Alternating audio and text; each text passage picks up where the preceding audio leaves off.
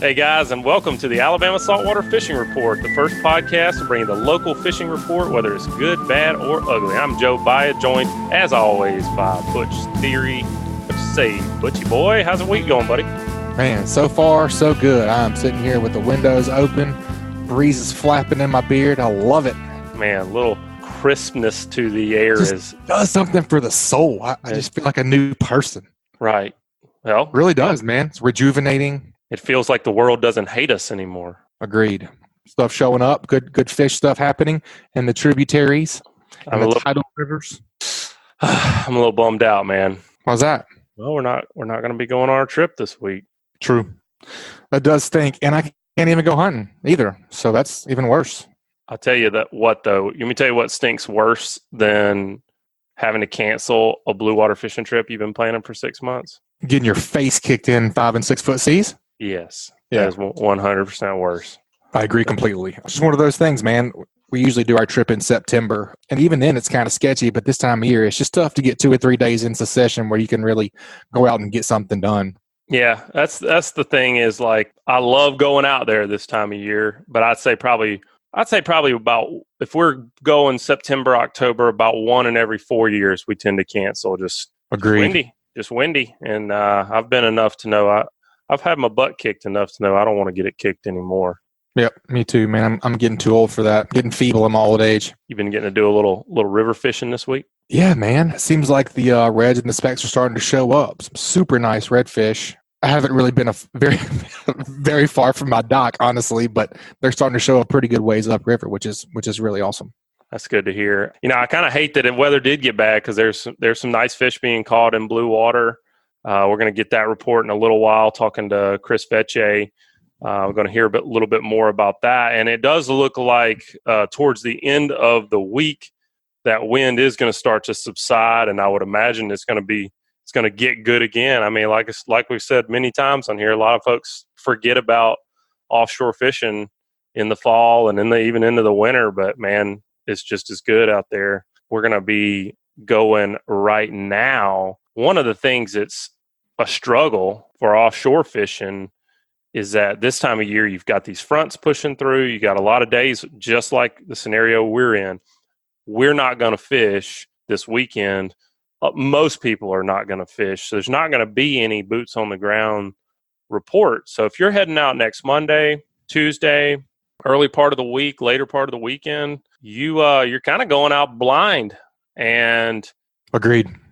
What we're going to do today is we're going to have Tom Hilton back on the show. We're going to get a little blue water forecast, kind of look at where the chlorophyll's looking good, where the altimetry's looking good, to see if there's any rips out there. But before we get to Tom, Butch, who's bringing us the show this week? This week's show is brought to us by Geico, your local Geico insurance office. Everybody knows Geico has great auto rates, but did you know they also have great rates on boats, ATVs, motorcycles, and personal watercraft? Give Ron Davis a call at 251-445-0053. Not only will Ron work hard to get you the lowest premium possible, but you'll have the service you expect and you can count on if you ever need to make a claim. Geico does even more than insure your valuable items. They also offer on-the-water services like towing, battery jumps, gas delivery, and you can save by bundling these services with your insurance. If you're an Alabama saltwater fisherman, support the local insurance agent who brings you the fishing report each week. Call Ron Davis, Geico agent, at 251-445-0053 or visit him online at geico.com/mobile-AL.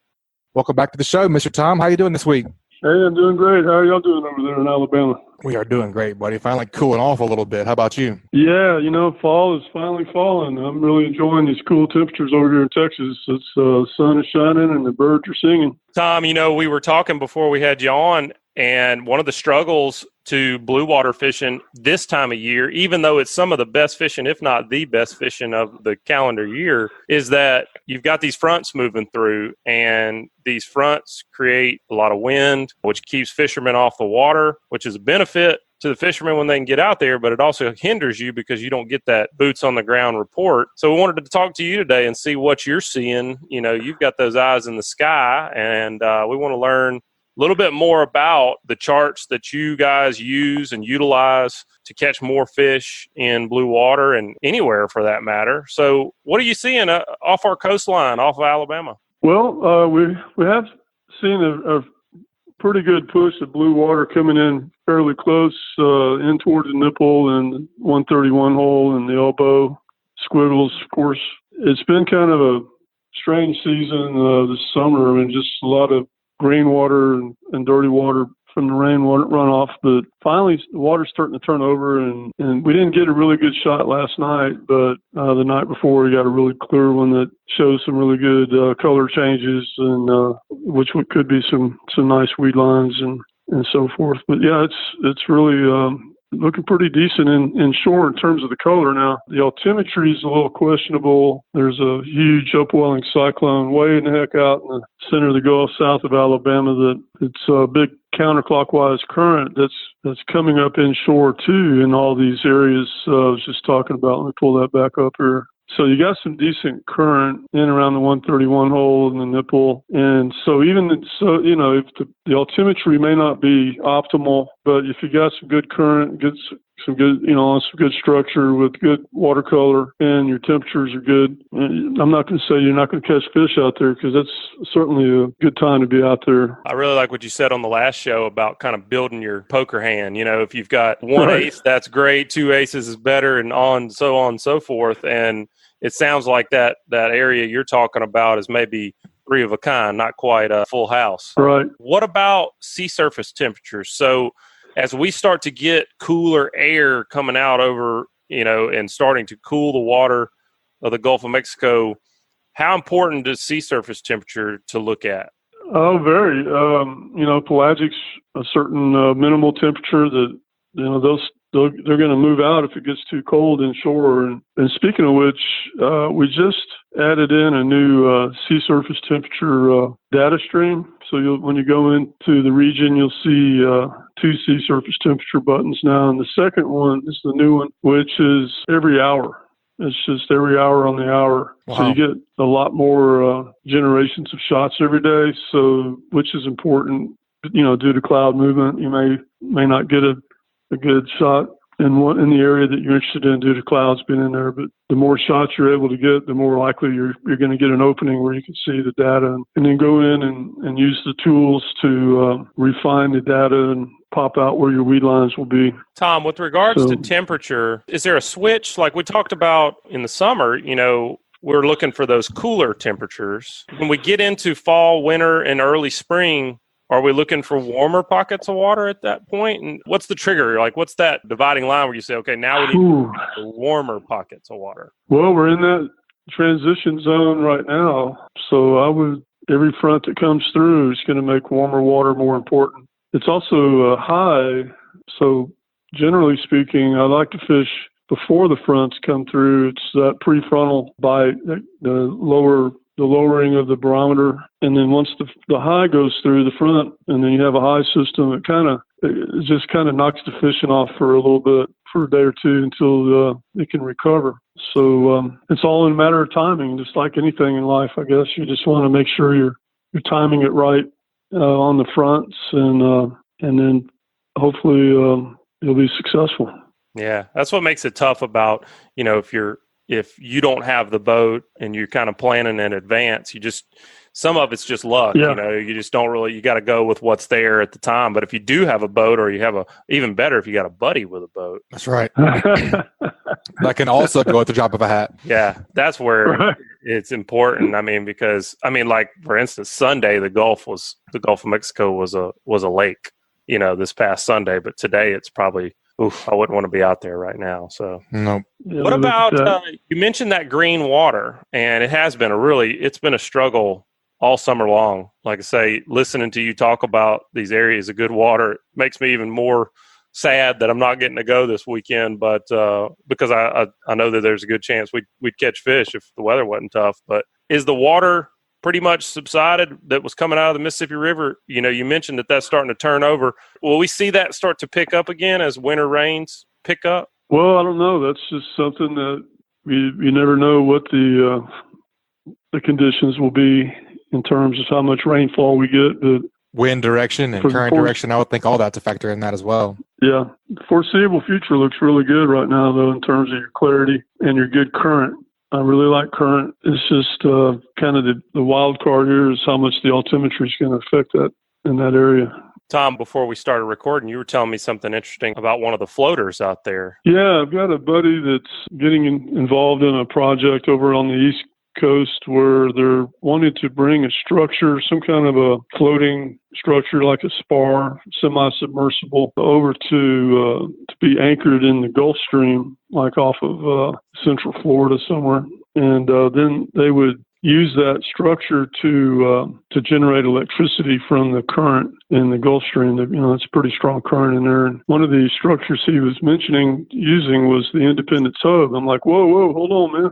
We don't want to be taking the hub out, So he says, well, it's slated to be removed here somewhere in the near future. So just thought that was some interesting bit of info, some intel there. Hate to say it. Been a lot of fish caught off of that one. A lot of fish. Oh, yeah. For sure. It's going to make people very sad to see that one go indeed. Yep. Well, Tom, I appreciate you giving us an update on the blue water conditions. If folks are going to go this weekend, I hope y'all will just be safe and make sure you got a good float plan in place. And early next week's looking real good. Of course, you want to check your charts as often as you can. If folks want to get more information about Hilton's offshore charts or want to get a subscription to Hilton's real-time navigator, what's the best place for them to go? On the web, we're at hiltonsoffshore.com, or you can just call me directly. I'm at 713-530-2267. I talk to a lot of people every day, and I encourage all of my subscribers to call if you have any kind of question or issue using the site or the nav app, and it's part of how I get my job satisfaction. I've really met a whole bunch of really great people over the years, and it's been a really, really cool thing for me. Well, Tom, we certainly appreciate your support here on the podcast, and appreciate you being with us and giving us a little window into what's going on out there. I look forward to having you on again soon. Yeah, thank you so much. Appreciate it. Thanks, Tom. Thank you.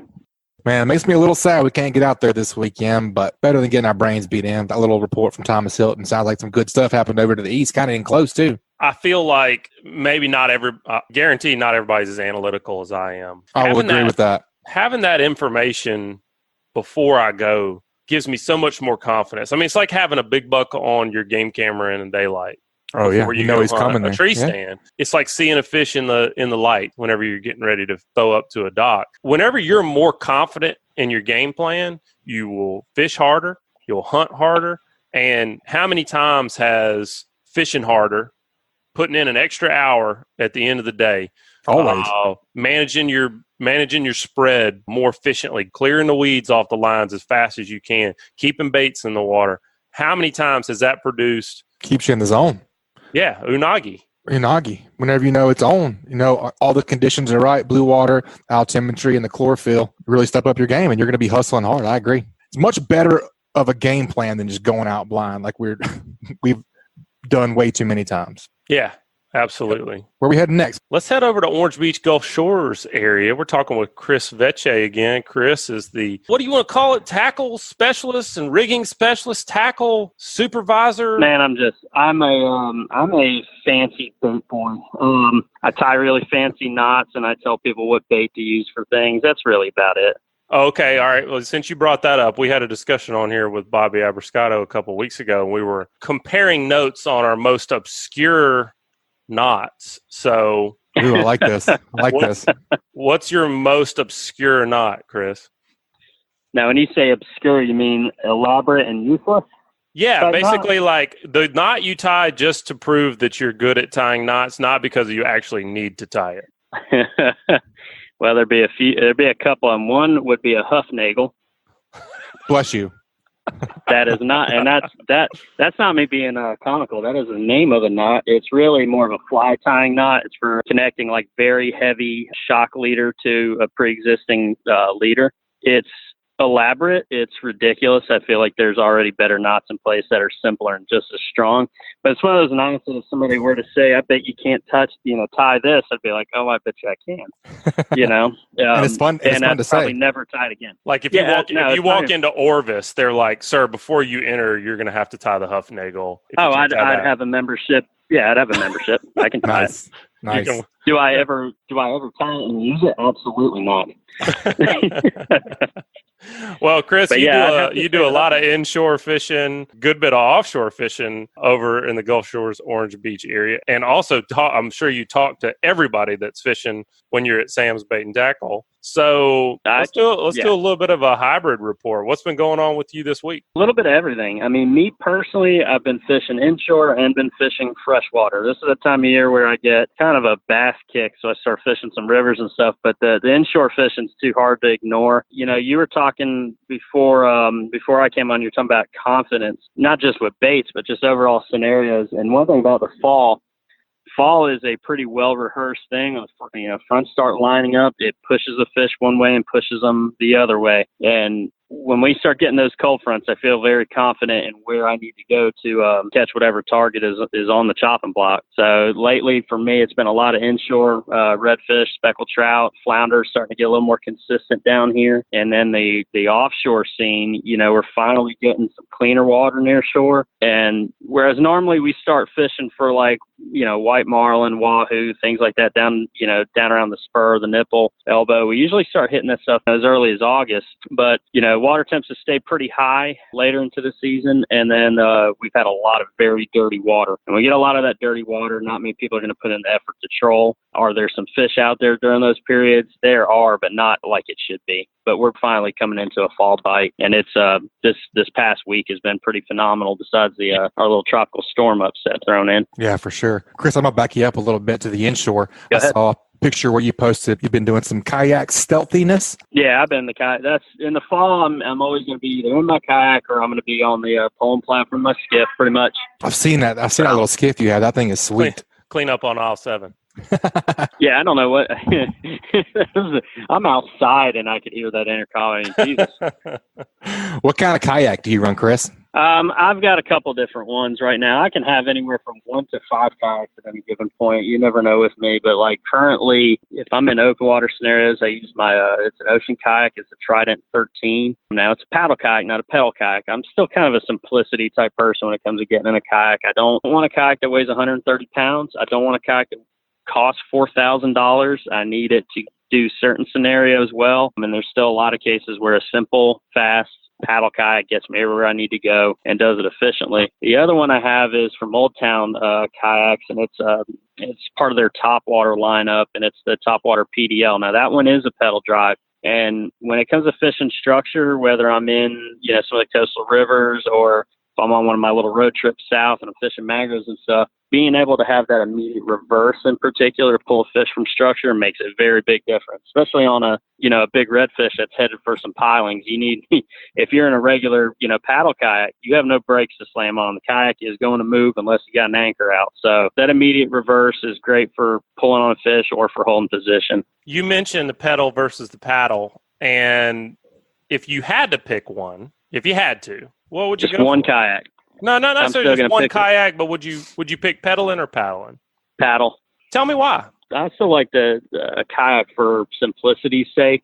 Mm-hmm. For one, a paddle kayak can go in super shallow water without having to pull the drive up or kick the fins up, depending on which model you're using. It can go anywhere. Paddle kayaks also, like in a lot of offshore scenarios in particular, like if I'm going out, let's say for tarpon or something in the summer, they punch through swells a lot more effectively, in my opinion. I can cruise pretty fast in them. I mean, if you've been in them for any amount of time anyway, it gets to a point where like keeping a 2.5, mile per hour or so paddle is pretty routine. It doesn't wear you out. Another thing is my paddle has never broken, and that's one thing about pedal drives. Pedal drives, you've added moving parts, you've added things that can wear out over time. So, I'm not dissing on pedal drives. They certainly have a place. Like if you're going to try to, fish structure offshore for snapper, hold around near shore gas platforms or something, you're trying to hold position while, fishing the bottom, there's definitely an advantage to them there.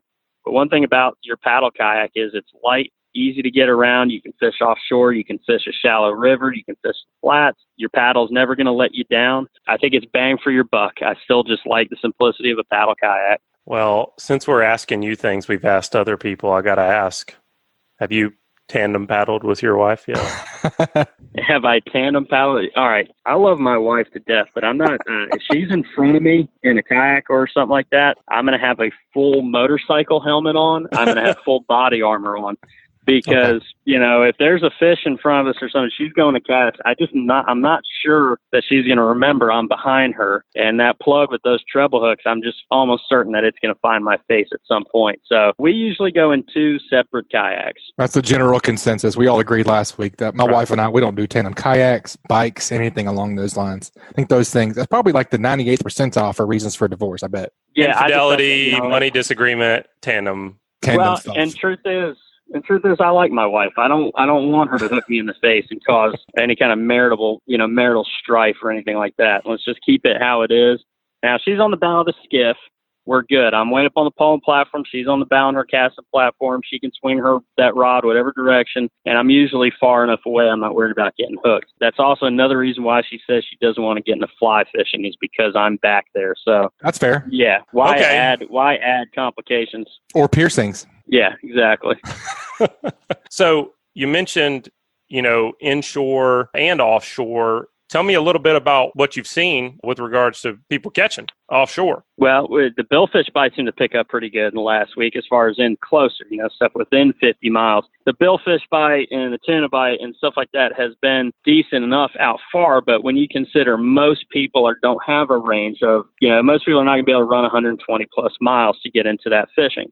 Mm-hmm. So I'm a lot more excited as a guy working in a tackle shop when 90% of my customers can reach those fish versus the 5% that have, that kind of boat. So I get, fall has always been one of my favorite times, not only as a fisherman, but also as as a tackle salesman, because it puts quality fish closer to most of my customers. There are a number of white marlin caught this past week, a couple blues I heard of down closer to the spur and the squiggles, but quite a few wahoo. I had a lot of customers of mine that had been, waiting to knock wahoo off their list, on their smaller boats and stuff, were able to catch their first wahoo or 2 or 3 this past week, and stuff like that is, it's always good to hear. It's very encouraging. You were talking about the inshore transition. So last time we had you on, you were really focused more on the flats. What are you seeing now inshore over on the eastern side of things? We've had a pretty good cool down. We had 2 flats in the past week, stacked up, rolling right after the other.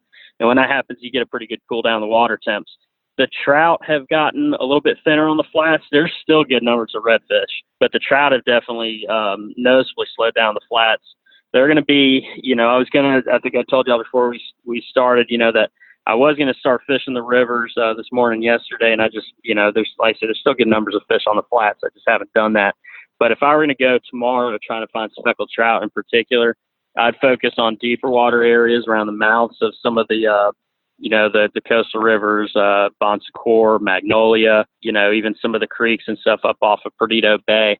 I think you're going to find a lot of those fish staged outside of those right now in that little bit deeper water. When you do that, most of the time you're getting a school-sized fish, but the action, I don't experience as many of those, trophy-sized specks, but the action's pretty incredible. Once you find a school of fish, they're usually pretty thick, so.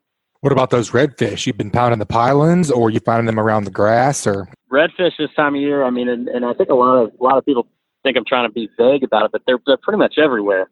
Yeah. It really depends on what class of fish you're trying to get into. If you're trying to get into bulls, off the beach and around the passes are always good for that. If you're wanting slot-sized fish, the flats, and then just dock hopping inshore, hitting pier after pier.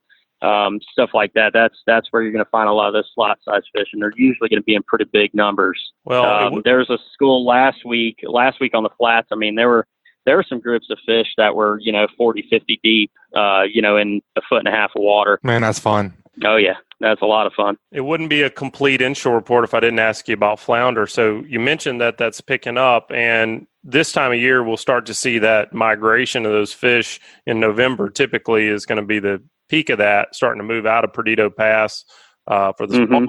With flounder right now, are you seeing that you can catch them in the same places you're catching trout? You just need to fish on the bottom, or is this something you need to focus on flounder for the day? Realistically, right now, I mean, if you want flounder, you kind of need to focus on flounder. You need to be pounding the bottom with soft plastics, or fishing fairly high current areas with like bull minnows or little croakers. But flounder like to lay in depressions. They like to lay, around the bases of pilings, anywhere where you have fairly deep, deep water and a little bit of current is where I'm going to catch bigger flounder around here in the Orange Beach area. They're here in the same places that I'm catching redfish.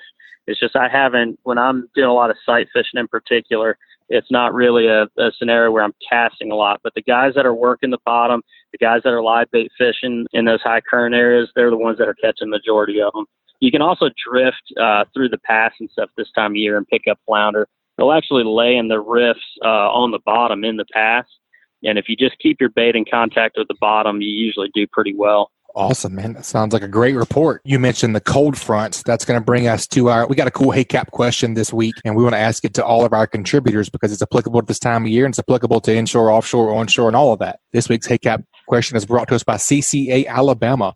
A great way to support conservation projects like the Claude Petit Flounder Hatchery in the University of South Alabama Cobia Tagging Project is through the purchase of distinctive CCA Alabama Saltwater Fishing license plates. Just head over to Alabama Department of Revenue's distinctive license plate page at revenue.alabama.gov to get yours. All right, man. Pat O'Brien asks, hey, Cap, with these fronts starting to move in, what are your go-to plans pre- and post-front? Well, let's see. Pre-front, and I think y'all would concur with this, usually pre-front, and I'm going to kind of touch more on the inshore side of this because I feel like, when it comes to that, I feel like, the inshore guys get a little more jacked up about the idea of a cold front coming than offshore. But pre-front, for one, I'm going to expect a pretty high feeding period, usually the day or so before the front. I'm going to throw top waters a lot. I'm going to throw jerk baits, a lot of stuff that has a lot of action to it. But we usually do get a very strong top water bite pre-front. Now, once that cold front sets in, obviously water temps are going to come down. You usually get higher pressure. Fish are going to be a little bit deeper. You're usually going to move into creeks. You're normally going to move into deeper holes and stuff adjacent to flats, especially here in Perdido Bay and Big Lagoon. I'm going to switch over to plastics a lot. I'm going to switch over to like those bugs lures I've talked about many times, things that I can work slower and have a lot of action out of them. If I am using baits like twitch baits, I'm going to have long pauses in between the actual action of the lure. That's when I'm going to see most of my strikes is not when I'm working lure, but actually on the pauses. So pre-front, I work a little more aggressively, lures that have a lot more flash, more action. Post-front, it's all right if your lures have a lot of flash to them, but you got to slow down. Slower is usually better once the front sets in. We always kind of had the saying during a cold front, especially, everybody's telling you to slow down. And if you're not catching fish, most people think they're going too slow. And I tell them, well, slow down some more. Because usually that's the better route to go. You're usually working too fast if you're not seeing the results you want. I like that's that. Awesome. Yeah, heck yeah, that's awesome. That's a good thing to remember too, because that's kind of a vague recommendation. Work your bait slow. Well, that means different things to your everybody. Slow is going to be way different than my slow. Right. And exactly. So go a little slower. And it almost sounds like you're saying that scenario of I'm working it too slow. Does that even exist? Well, and I get people, and that's the thing is I get people ask me all the time because they'll come in for advice and I'll show them, and I try to be as helpful and as, because I want my customers to catch fish, obviously. So I'll show them pictures of fish I've caught, the lures I'm catching them with, and they'll take said lures, they'll go fish, and they'll be like, Chris, I did what you told me to do and I'm still not catching fish.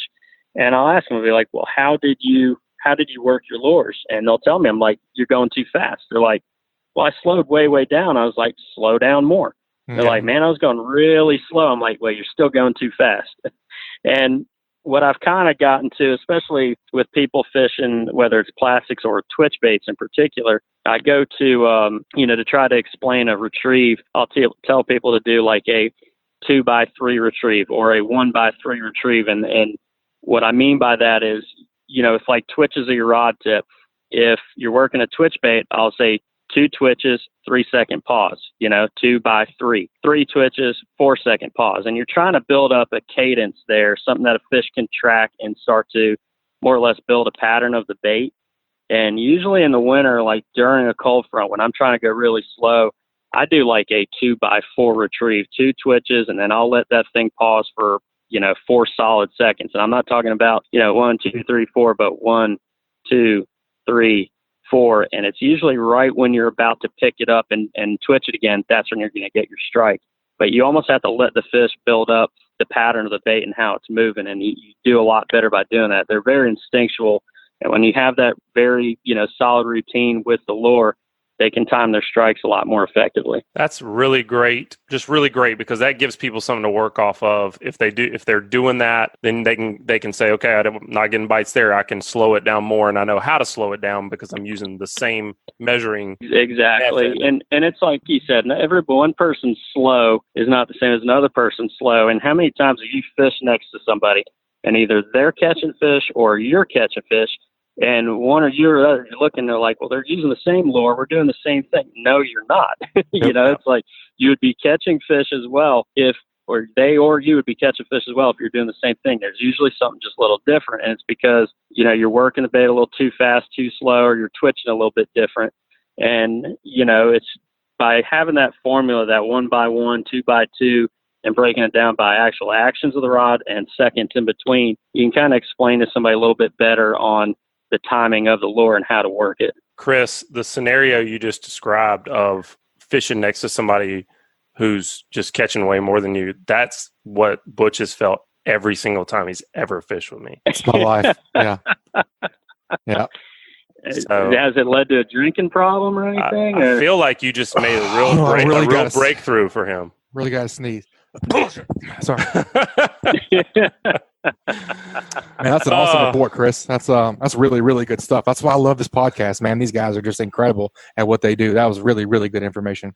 Yeah, thanks, man. If folks do want to come by and purchase some tackle or get some information on how to slow themselves down, where can they find you over in Orange Beach? We're on Canal Road. We're about a mile past Dock Seafood on Canal Road on the left. Address is 27122 Canal Road. They're also welcome to call up here. It's 251-981-4245. Now, I'm here Wednesdays through Saturdays, but you can call 7 days a week. Me or Mark, one of the two of us is always in the shop, and either one of us can give you whatever info or suggestions you need. Excellent. Thanks, Chris. We'll talk to you again soon. Yes, sir. Man, I love that. I love hearing Vecsey talk about nerding out on some cool stuff like that. I'm going to go ahead and tell you that's probably what I learned today, but we won't get into that yet. Where are we headed next, dude? Well, let me back you up a little bit, Butch. I mean, did you like that? Because he didn't say that you had to count over 4, so you should be able to do that. I can do those. I got 4 of those. Right. 1, 2, 3, 4. I can do that. I'm excited for you, man. It's a game changer for you. Small numbers. That's my game. Let's go down and talk to the Pier pounder, David Thornton. And I want to hear how things change as we get into fall. David, the Pier is one of those places where I still think there's a lot of people who fished their whole life and they've never gone out on the pier, and they need to. It's an experience. I've never fished off the pier. Like Butch, I mean, this weekend we're not going to be able to go offshore because it's going to be rough. No such thing as a rough day on the pier, is there, David? No. I've been fishing it for 50 years and I hadn't gotten seasick on the pier yet. That's a good thing. Yeah. Well, how's it been going out there this week? Well, pretty good. Yeah, we had that storm, that messed the water up for a little while, but the water's calmed down. It's gotten clear again. They're catching mackerel again, so life is good. There's a few bull reds mixed in, and they're just anxiously waiting for kings to show up. So, David, if somebody's trying to plan a trip to the pier where they've got maybe multiple days they could go and they're going to devote a day to it or devote a morning or an evening, when a front comes through that messes up the water or a storm, how long does it take after that front or after those winds for the water to get back right? Is it 24 hours, 48 hours? What's the... Yeah, a couple of tide changes. The big factor is how rough it got, how muddy the water got and all, and then what the wind is doing afterwards. If it goes fairly hard out of the north, the water will clear up, it'll calm down and clear up pretty good. If it just kind of dies off, the swell may linger for a day or two, and that long period swell can kind of keep the water stirred up, especially closer to the beach where it's shallower. Out on the end, it often outside the sandbar, it'll clear up, a day or so earlier, depending. Now, sometimes if we get like just a moderate northeast breeze, for some reason, that just really seems to get the mud away from the pier. It blows it away, or it pulls in deeper Gulf water or something to that effect. And traditionally, that's been our time when the water's cleared up after a front, is when the wind swings to a northeast direction. David, you were talking about mackerel, and you don't even know this yet, but I've got an article planned for next spring, and I'm going to make you dive deep on the bubble rig. because it's something we hear people talk about a lot, but I really don't think that many people understand it, or what is it? David talks about it all the time, and I still don't know what a bubble rig is. Right. I'm still trying to figure out what snobbling is. Right. It's I was going to say. I got the snobbling down. Okay. The bubble rig is basically, it's an acrylic splash or popping float cork that you tie a leader up and you're fishing just a small jig. Originally, guys tied a white crappie jig on it. Then people tried a McDonald's straw with a treble hook that worked pretty good, but the toothy fish would tear up the plastic straw real easy. And then they found these durable rubber sunglasses holder, like you would put around your croaky. Yes. And they come in different colors. Bright green works good often. Orange, fluorescent orange works good sometimes. Red, even white sometimes works good. It's one of those situations where color probably doesn't make quite as much difference as the action. And the main thing is that this bubble, you fill it about half or 3/4 of the way with water, and you can get really good casting distance out of it. Hum it out there pretty good, and as soon as it hits the water, you can engage the reel and start kind of giving a little jerk and pop retrieve. It's like a fast popping cork kind of a retrieve where you keep splashing that as it comes back, and that splash or a ploop kind of sound that it makes is similar to the feeding sound that the game fish make when they strike bait fish on the surface. And then they see that little, 2 or 3 inch bait and they just attack it savagely. It's a lot of fun because it's mostly surface action. You get to see a lot of the strikes and stuff like that. And, David, can I quote you on ploop? That's what I was thinking. He's making words ploop up. is Snobble? No. Ploop is up there with snobble. Yeah. That's what it does. It ploops. There you go. When you give it a jerk just right, it'll kind of sploosh or ploop, one or the other. If you're splooshing and you're not plooping, then you need to slow it down. Maybe so. Well, yeah. The sploosh is a little faster than a ploop, I think. Yeah. Well, tell us a fish story. Down there. Well, there's been some good sized Spanish showing up, and that's the big draw for this time of year. These nice 2.5, 3 pound Spanish mackerel. The locals like to call them axe handles. You pick them up, and the tail is about as big around as the handle of an axe. You get 2 or 3 of those, and you got good mess of fish there with just a few fish. Because these are nice 20-inch plus fork-length Spanish mackerel, real thick. They put on a lot of fat because they're fixing to migrate down to central South Florida for the winter, and they're really steaming up in a hurry. And these small lures, like I mentioned, the baby alewives that are around the pier, the scaled herring that are around the pier are just great baits, and they really key off on them well. It's neat because your bait supply is right there at your feet practically, and you can catch the bait and put some in the bucket, and where you can just stay in the game and fish for a couple of hours without even stopping, except to re-rig.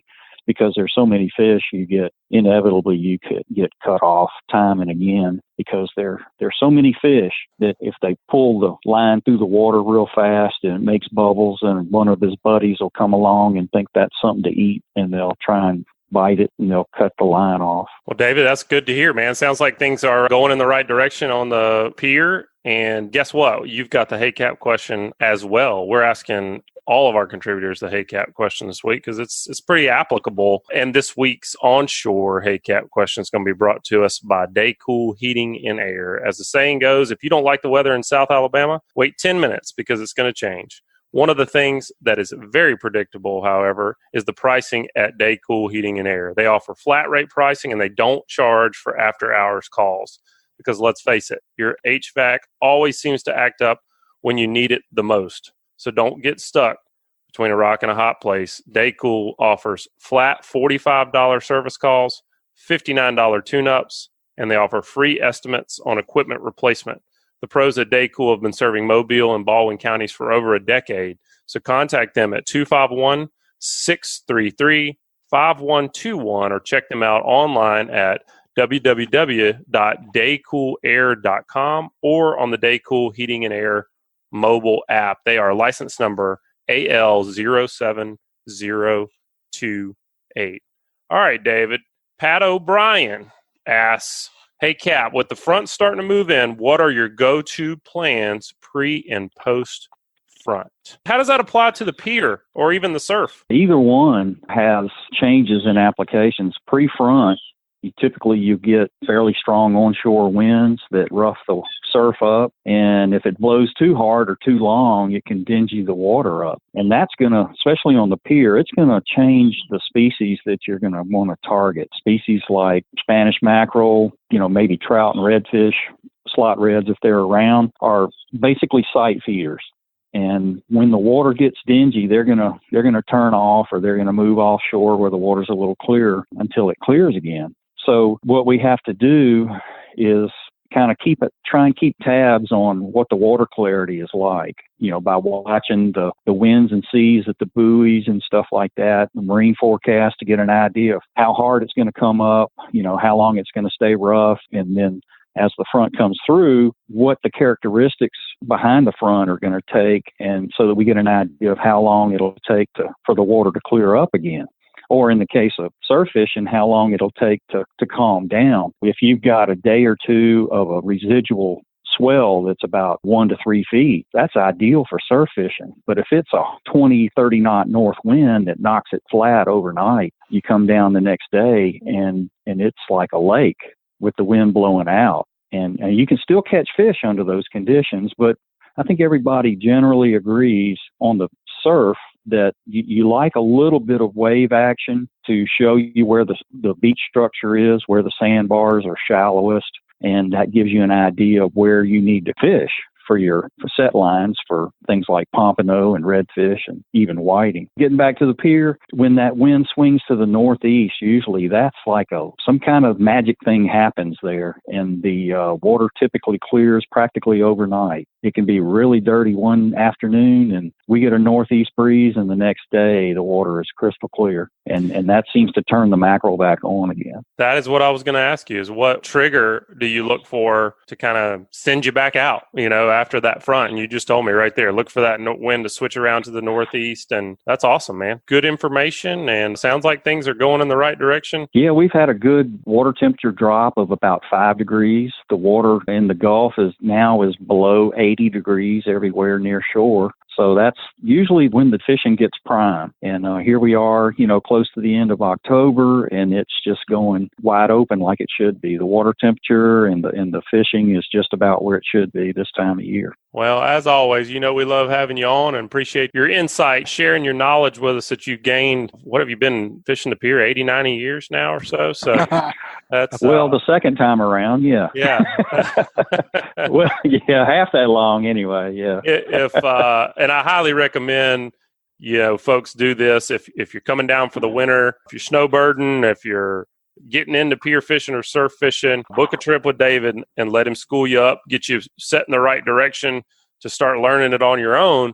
David, if folks want to do that, what's the best way for them to get in touch with you, set up a trip to get together? Just Google me at pierpounder.com. And that'll take them to my Facebook page, and it's got all my contact information and some reports and stuff like that I've posted lately. And my Pier Pounder Facebook page has, usually my latest report from previous escapades that I've had, taking people out fishing and doing just like you were saying, showing them, the little nuances about pier fishing and how much fun it can be. Absolutely. Awesome. Thanks, David. We will be talking to you again soon, buddy.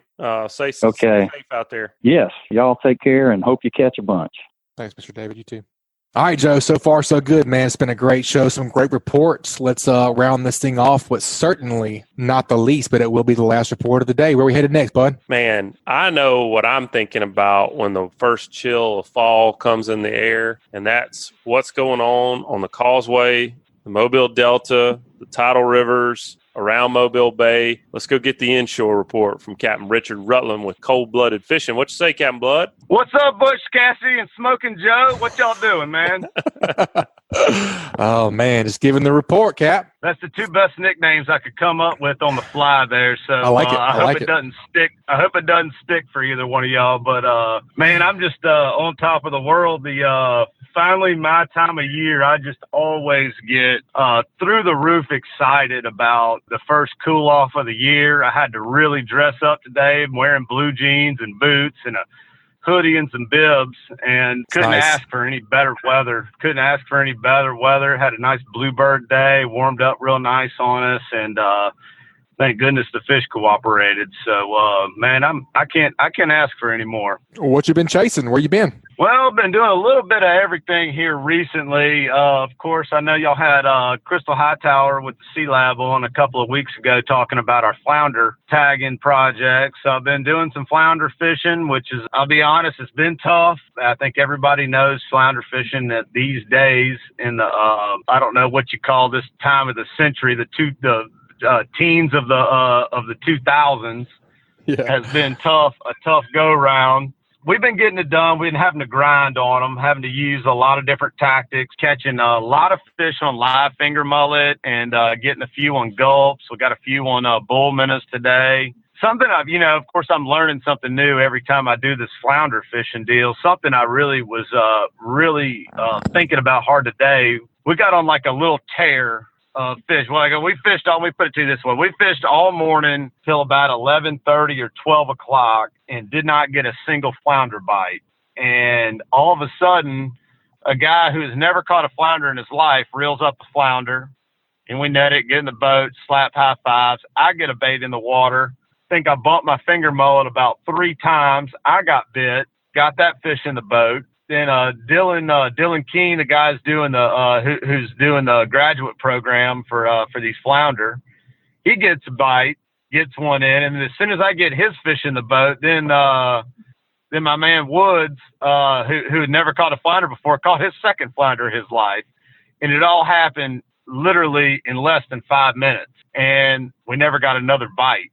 And I'm sitting there scratching my head, asking myself, why did that just happen that way, And so anyway, as the day went on, I pulled up my phone and I looked at the tide gauge, and I was looking at Mobile River where we were fishing, and you could see where the tide started falling hard this morning, and then it leveled out and came in a little bit, and then it started to drop. And that was the only thing I could tell that was different, was that we were fishing next to this little stick that was sticking up, and I could tell that the tide was pulling harder after we had caught those couple of fish. It was pulling out of there harder. So what I learned today is that those flounder really like a tide change. When you go from very little moving water or no moving water to it falling real hard or coming back in real hard, because I've seen that in other places while we've been doing this, is to really pay attention to those tide changes, because the flounder are very in tune with what's going on with that tide. And like I said, if we wouldn't have been ready, I don't think we'd have caught those 4 fish as fast as we caught them. And we got all 4 of them in the boat, all healthy, got them all tagged and released. And so it was a great success of a day. But it's a grind, for anybody out there doing it. But start paying attention to those little things. I really think it goes a long way. Absolutely. You mentioned they were liking the finger mullet right now. You just doing like a split shot with a small hook with a little leader, or what's your rig setup look like for those? So I'm doing a 1/2 ounce slip sinker, 1/2 ounce to a 3/4. Kind of that depends on my bait size, when I'm catching my finger mullet. We'll talk about that in just a second. But I'm using just a Carolina rig, throw your slip lead on your line, tie a swivel on. And then the one thing I've been doing for a long time was I would tie on a real nice long leader, 18, 20-inch long leader. My buddy Terry Turner, who's a very, very good flounder fisherman, took him several weeks ago and learned a whole lot from him. He ties his leaders on short, 12, 14 inches long, and even shorter than that sometimes. And what that does is kind of keeps the bait up above the flounder's head a little bit with those finger mullet. Those finger mullet are naturally going to want to swim towards the surface. And so it kind of keeps it down on the flounder's level on the bottom. And so I would have made that mistake. I would have made that mistake 500 times. And then the other thing we're doing too, with those finger mullet, we're hooking them in the back, not through the lips. I've always been a through the lips kind of guy on bull minnows and finger mullet and whatnot over the years. And we're hooking them in the back. I'd probably say right behind their rear dorsal fin. They've got a dorsal that's up near their pec fins, and then they've got one that's a little bit lower on top of their body above their tail. and I'm maybe hooking it maybe an eighth of an inch underneath their back there, with about a 1 to 2 watt. I use an owner I think it's an SSW or an SWS, but it's an offset, just live bait hook. It's not a Kale or a circle. It's just a regular live bait hook. Kind of the trick is, you get in the areas where you think they are, and you throw it out there, and let the mullet do the work. You know what I mean? He's going to be trying to swim away from your lead the whole time. So I kind of feel like I'm covering about 16 to 20 inch radius circle of water every time I throw it, because that mullet's kind of swimming within side of that weight, and you just kind of drag him and let him sit there for a little while and swim along, and then you pull him about a foot or two back towards the boat. I mean, it's real slow fishing, but there is no mistaking when you get bit, because those flounder, when they come up and strike, it is a very vicious thing that happens down there with that bite. The poor finger mullet, man, I'd hate to know what happens when they get bit, because it feels like lightning coming through the rod when they strike. So speaking of the strike, one of the old adages is always, you got to let them eat it for a while. You got to count to 10. Do you find that to be true, or do you go ahead and set the hook? No, that's definitely true. With wanting to tag them and release them, there's too long to wait, and then there's not enough time to wait, if that makes sense. When we hook these fish, when we're trying to tag them, we would like to get them hooked in the mouth or the jaw or the lip or something like that, and not down in their gut.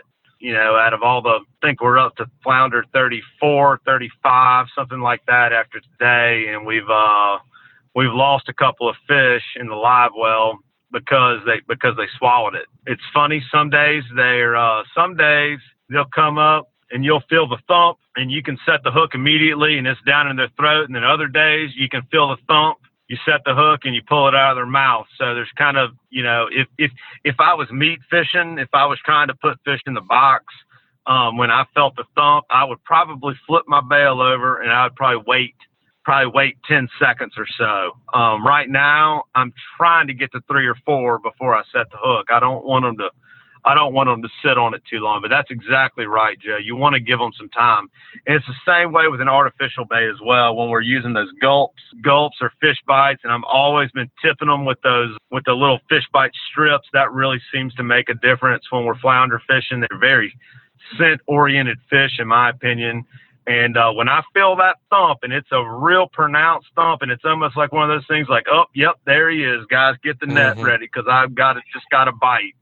I drop my rod tip, and I usually click the button and let some line out, and I kind of let him sit on it. I mean, you can let him sit on it 5, 10. Some people drink a beer before they set the hook, on these things. But then, once you wind up, you better lay the wood to him and make sure you put a fork in him, because they will dadgum sure shake the hook loose too. I've had that happen a couple of times. So you better stick him and then keep the rod bent. Richard, for those finger mullet, I lived in Jacksonville for a while, which is where I learned the little bit that I know about flounder fishing. They do things a lot different over there, but when we would target those finger mullet for bait, usually those fish were kind of what I call smoking up on top of the water in the little tidal creeks, not the rivers, but the little tidal creeks and up in the marsh grass. And it was pretty easy over there to just kind of ease up into those tidal creeks, look for them smoking on top, throw you a cast net, and usually 1 or 2 throws, you had all you needed. Where are y'all finding the finger mullet right now? Man, I tell you, that is half of the battle sometimes, Joe, is finding the bait, because we have found through this flounder fishing process that they definitely like those finger mullet. That is the preferred bait that I have been using since we've been flounder fishing. And so spending some time either ahead or behind of your trip, locating some of those things, some of that bait is very important. With the main places we've been targeting the flounder have been the Industrial Canal, Dog River, and the Mobile River. And sometimes I've been having trouble in Dog River finding finger mullet. So I've been running down to the Industrial Canal, catching bait, and then running back up Dog River, because that's where I wanted to fish. Mobile River, it's been plentiful, and what I've been doing is really looking for big mullet jumping. you find a stretch of bank, like there's rocks all over the place in all of these places. So really along the rocks, if you see some big mullet jumping along the rocks, usually you can kind of get up there with your trolling motor. And I've had trouble catching them first thing in the morning. So I've been trying to have bait from the day before for the next morning to get started with until the sun gets up. And once the sun gets up and you can see the bait around, it's definitely a sight deal. You know, I've been having to see them. I can't throw blind and just catch these finger mullet.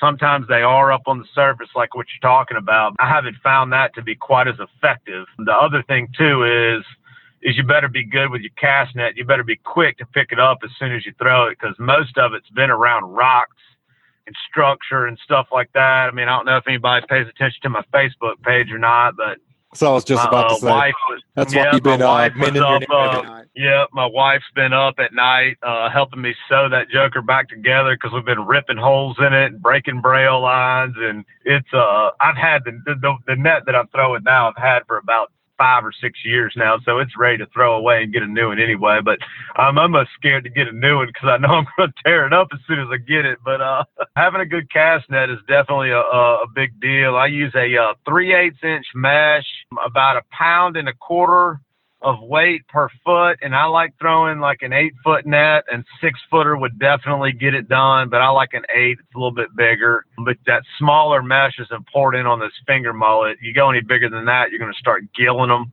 There's nothing that makes me happier at trying to catch flounder than having 30 or 60 nice sized finger mullet and bait well. And the other thing to note too is there is literally no bait too big enough for a flounder. You could have a 7 or 8 inch long finger mullet, and a regular like 2 to 3 pound flounder can eat that bait no problemo whatsoever. I've definitely seen that. Richard, for the folks that listen to this show regular, they're going to get tired of me telling the one tip that I know. But I'm going to tell it again anyway. One of the things that they do I learned over in Jacksonville is they would go get those, because they get a lot bigger flounder over there. Like, a 10-pound flounder over there is like a 6-pound speckled trout over here. It's not that. Yeah, I heard like a 10-pound flounder gets you like 5th place in Jacksonville, Florida, right? Yeah. I mean, that's kind of like, nice fish, buddy. All right. So what they do over there is they'll get these really big finger mullet, like you're talking about, 8-10 inch finger mullet, and hook them like you're talking about behind the dorsal where they can swim away. But then they'll do a dropper loop, maybe 12 inches behind their hook that they've got their live bait on, and on that dropper loop, they'll put a gulp swimming mullet, a fish bite, Fight Club, some kind of scented shrimp or mullet imitation artificial. And then they'll rig it up on a normal Carolina rig. And then as that mullet is swimming around on the bottom, like you're talking about, he's dragging that smaller artificial behind him. And so what they're doing is covering ground where a bigger fish may go after that big mullet, but they're picking up some of those smaller flounder on the artificial bait. So I challenge you to try that and tell me if you get any bites. I've never heard you say that before. Yes. No, I've never heard that either, but I'm gonna damn sure try it tomorrow morning whenever I go flounder fishing. It makes sense. It makes sense. Yeah, they only really use it with the really, the big finger mullet. But I mean, I don't know. I say that. Maybe it'd work with a smaller finger mullet, but hey, 2 baits better than 1 in my book. More the ground you cover, the better. And the thing is you could how I'm envisioning you rig this up is you take your jig head, and that's weighted already. I use like a 3/8 ounce jig head, and you could tie a Palomar knot on there and leave like a giant tag, like a 12 or 14 inch tag, and tie your live bait hook on the end of that, and then put your gulp on. You're almost head. Yeah. I mean, you're fishing 2 lures at that point. You know what I mean? Because like you said, the finger mullet's going to be moving that jig head around down there. That's a great idea. I can't wait to try it. Well, what about the reds and the trout, man? Are we starting to see any bird action on the trout front up in the Delta? Man, I've seen a few birds working some shrimp and stuff like that, but it hasn't been anything gangbusters yet where you pull up in there with grubs and popping corks and artificial lures and start casting in on them in that deeper water in these rivers or even in the shallower bays. I've just seen a little bit of activity, a few birds working here, a few birds working there. And all that really means to me is that the shrimp and the fish are in the area, but they're not all really, it's just not full-fledged fall action just yet. You know, we're real close to that happening. I feel like this cold front that we just got last night has not really set in yet, if that makes any sense. You know, we're recording this today, which is Wednesday, and it just got cold Tuesday night. So the water temperatures this morning when I put in, we're still in the 70s, you know, so it hasn't really dropped the water temperature yet. It might take tonight or the next night or then maybe the next cold front before you'll really start seeing a lot of that bait moving and stuff and these bird schools forming up and shrimp. But I tell you, the bait is there. There is so many shrimp and mullet and pogies and everything in the Delta, we'll just say in the upper part of the bay, all the tidal rivers, you know, Fowl River, Dog River, the Industrial Canal, everything in the Delta, and then even on the eastern shore, there is so much bait and good salty water up there and whatnot. Everything is there set up, ready to rock and roll and bust loose. It's just going to take a little bit more cool weather for that to start to happen. We're starting to pick up a lot of fish just barely south of the Bayway, south of I-10, and catching a few fish above I-10 and you know, what we call above the causeway area. There's a few fish, speckled trout starting to show up there. Redfish are just all over the place.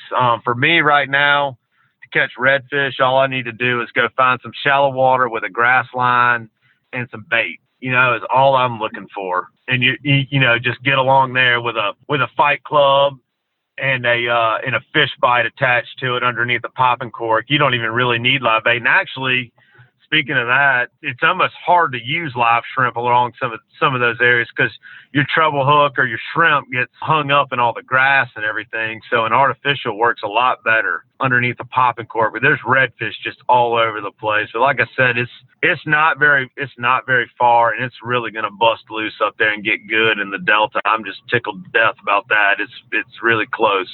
Well, that's exciting. And I know a lot of people are hanging on, just waiting on the word that it's happening.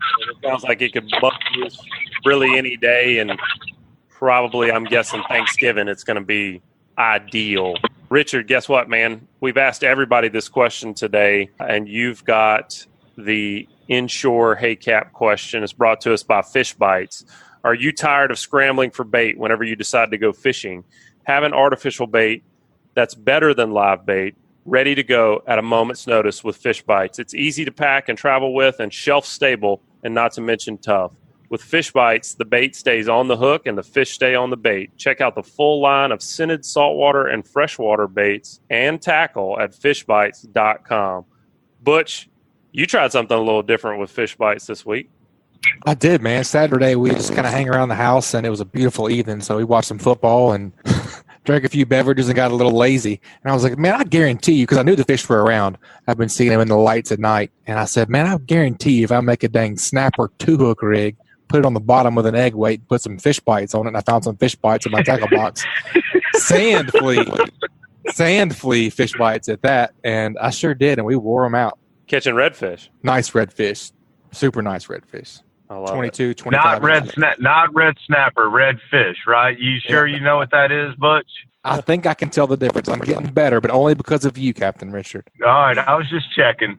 Well, Richard, Pat O'Brien asked this week, he says, hey, Cat, with front starting to move in, what are your go-to plans pre- and post-front?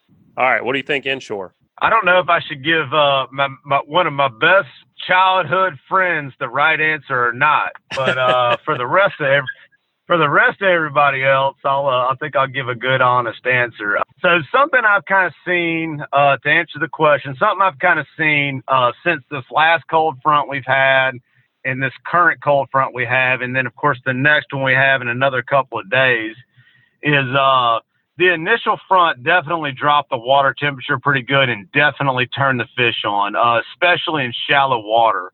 I have not experienced a good what I call deep water bite yet as a result of the front. And I'm going to get to that in a second about deep water. But so what will happen is it drops, the water temperature drops, and I feel like it really fires the fish up. It gets the bait moving. It gets the fish feeding, and the fishing has been really, really good in shallow water. We've been using popping corks and live shrimp. Been catching a few fish on artificial. It's been a little bit tougher for me on artificial. I've talked to other couple of captains, and they've done good on semi-good on artificial, but nothing beats live right now.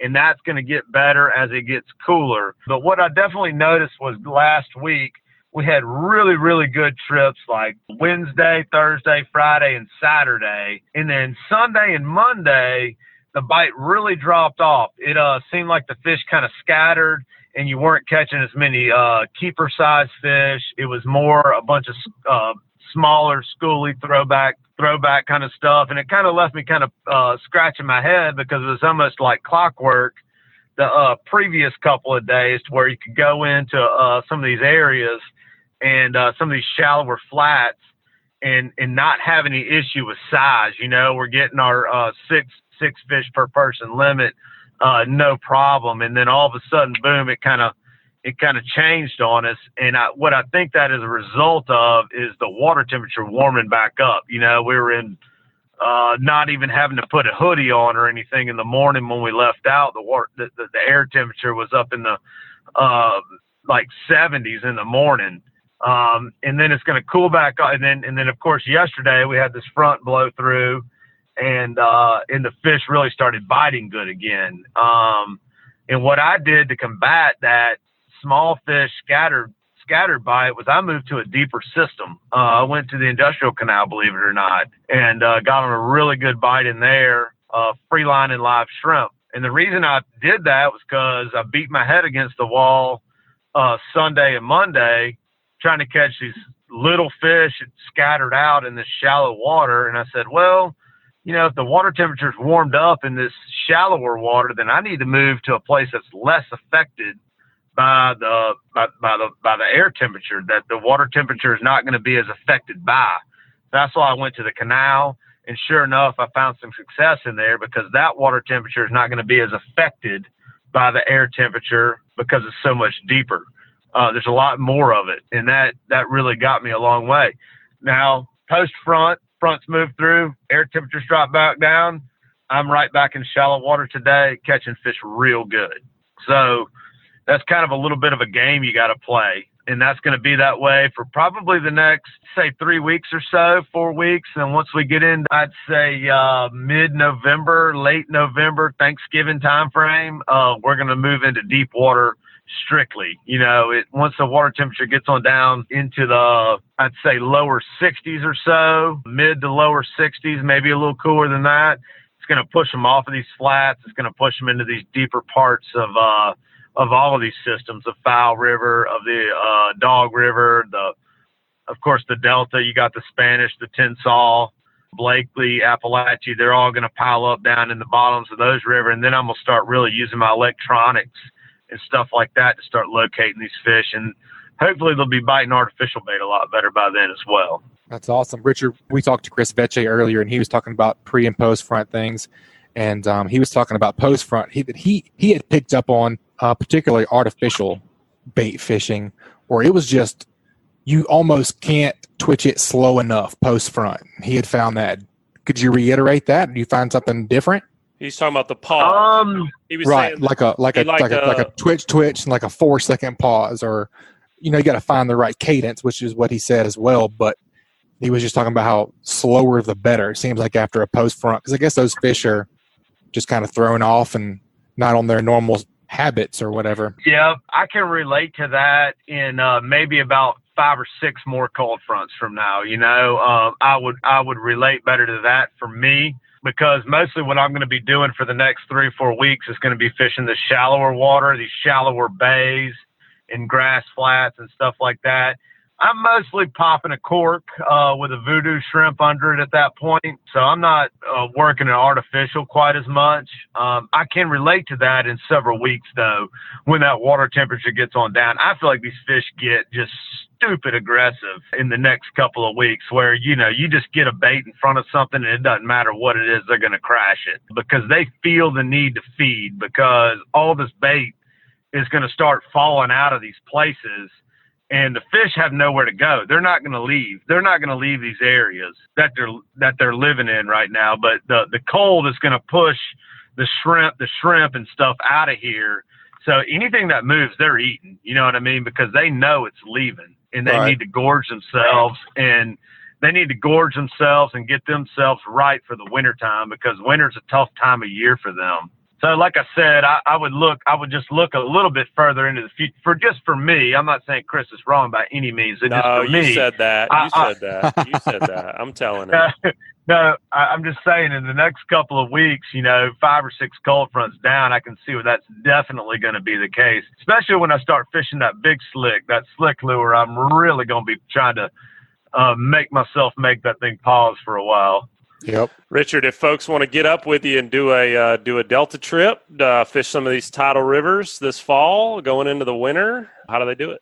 Man, coldbloodedfishing.com. You got all my charter info on there, what to bring, how much it costs, how many folks, the whole 9 yards.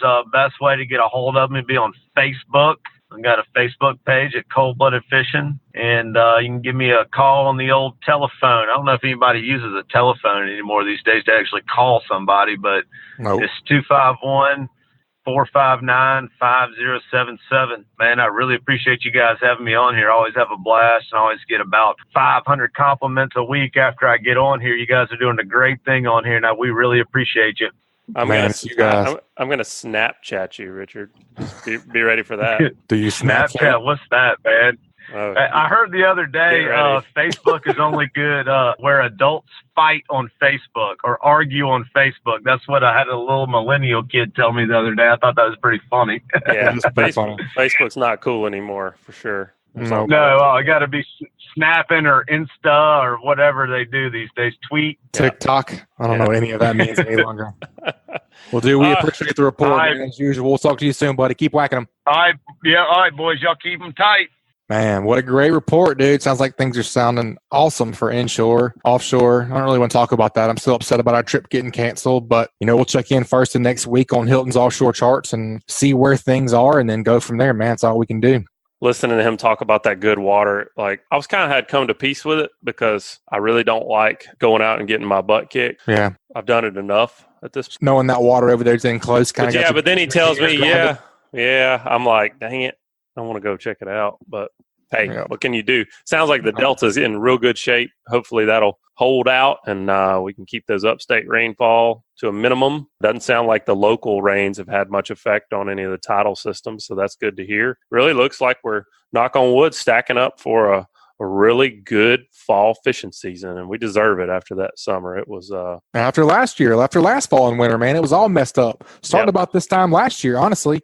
When did you and I caught the trout pretty good in here? Yeah, the Delta was a lost cause last year. Well, I know, but I'm just saying it started to look great around this time last year. You and I caught the trout in here and foul real nice, and then after that, it was just over. Yeah. So, anyways, man, what'd you learn? I think what stuck out to me was that sometimes things I learn, sometimes things I'm reminded of that I tend to forget. And the thing that stuck out to me was if you're going to go flounder fishing, and really any fishing, but some species require that you get really quality bait. And if you're going to go flounder fishing, taking the time to really focus on those finger mullet.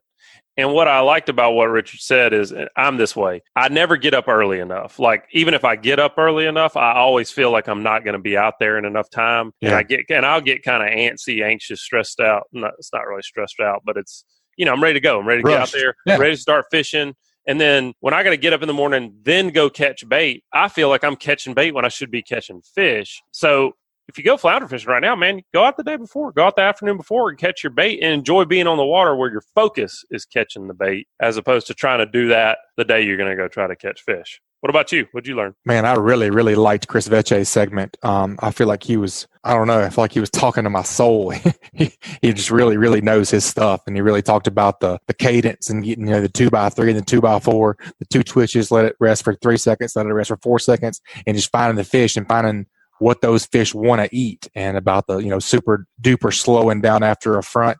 And like Richard was saying, especially after it gets a little bit cool, those water temperatures get, lower and lower. That's really, really going to be a factor. So I think that's going to be something that's going to up my fish quantity catches for this winter and going into the late fall. Yeah, you're going to be out there counting, and as opposed to just saying, yeah, I was working it slow. Now you're going to say I was working at a 2.4. Yeah. How are you going to reel when you're having to use your hand to count?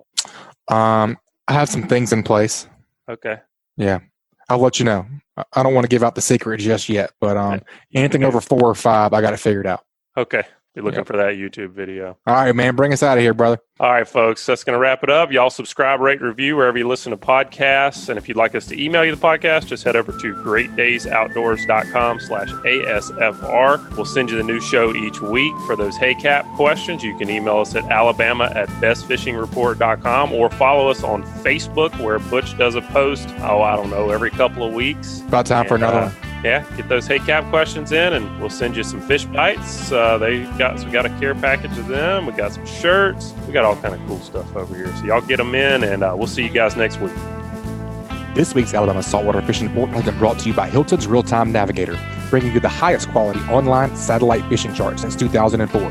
Your source for sea temps, altimetry, currents, and watercolor at hiltonsoffshore.com. And also KillerDock. Are you suffering from dock dysfunction? Check out a full line of dock enhancement at KillerDock.com. That's KillerDock.com. Also brought to you by Foster Contracting, Fortified Roofing Pros. Did you know you can save up to 40% on your homeowner's insurance with a fortified roof? Learn more at FortifiedRoofingPros.com or call them at 251-973-9999. This week's Saltwater Fishing Report is brought to you by Angelo, Depaola, the Coastal Connection with EXP Realty, your boating and beach property specialist.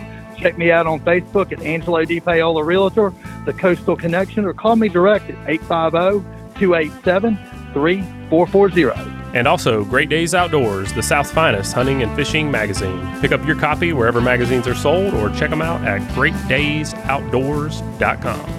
This week's Alabama Saltwater Fishing Report was brought to you by me, Joe Baya, and National Land Realty. If I can help you in any way with purchase or sale of land in Alabama or Florida, whether it's timberland, farmland, recreational land like hunting land, or even agricultural land or ranch land like horse farm, drop me a message at jbaya@nationalland.com. That's JBAYA@nationalland.com.